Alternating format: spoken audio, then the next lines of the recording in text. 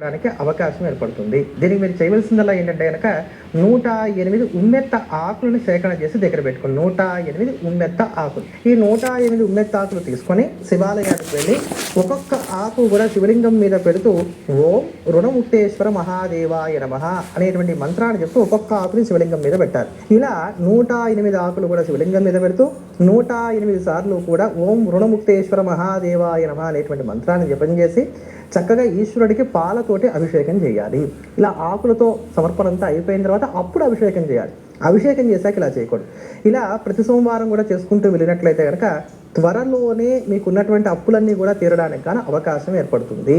చాలా అద్భుతమైనటువంటి పరిహారం, అనుభవపూర్వకమైనటువంటి పరిహారం. దీన్ని పాటించండి, చక్కటి ఫలితాన్ని అందుకోండి. అప్పులు తీరడానికి ఉపయోగపడే చక్కటి పరిహారాన్ని తెలియజేసినందుకు ధన్యవాదాలు గురువు గారు.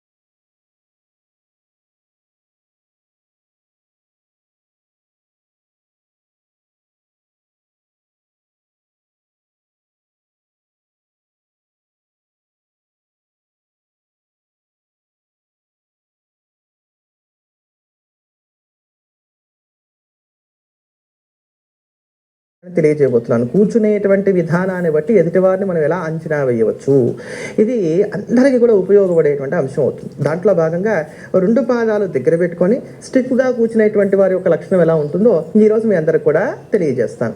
ఇలా కూర్చోవడం అనేది కొంత అరుదుగా ఉంటుంది, కానీ ఇది చాలా మంచి లక్షణం. అసలు వైద్యులందరూ కూడా మనకి చెప్పేటువంటిది ఏంటంటే, డాక్టర్స్ అంతా కూడా ఇలానే కూర్చోవాలని చెప్తారు. అలా కూర్చున్నప్పుడు ఏంటంటే వెన్ను కూడా నిటారుగా ఉండటానికి, మనకి కాళ్ళకి సంబంధించినటువంటి ఇబ్బందులు కూడా రాకుండా ఉండటానికి, డైజెషన్ బాగా అవడానికి కూడా సహకరిస్తుంది. కానీ ఇది ఒక చక్కటి మంచి లక్షణంగానే మనం చెప్పుకోవాలి.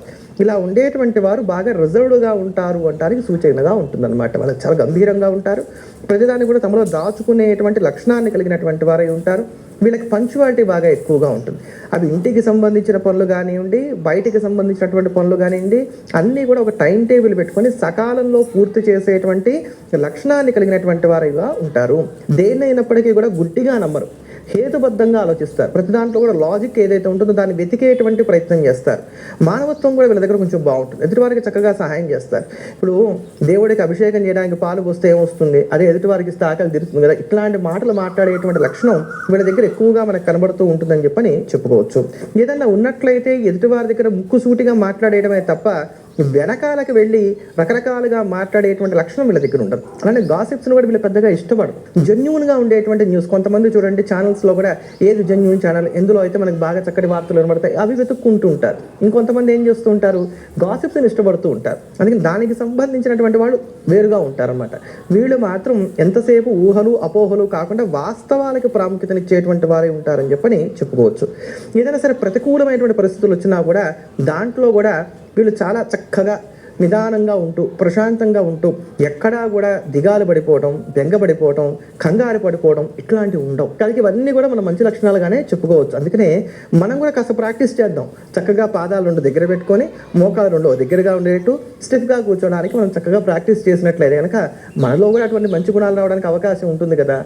ఈ ముక్కు సూటితనం ఏదైతే ఉందో దీనివల్ల వీళ్ళు నష్టపోవడానికి అవకాశం ఉంటుంది కనుక ఆ ఒక్క విషయంలో మాత్రం జాగ్రత్త పడినట్లయితే వీరు సరిపోతుంది. గురువు గారు, 2 పాదాలు దగ్గరగా చేర్చి కూర్చునే వారి లక్షణాలు ఎలా ఉంటాయో తెలియజేసినందుకు ధన్యవాదాలండి. తదుపరి రాశి యొక్క దినఫలితాల గురించి వివరిస్తారా? తదుపరి ధనుసు రాశి.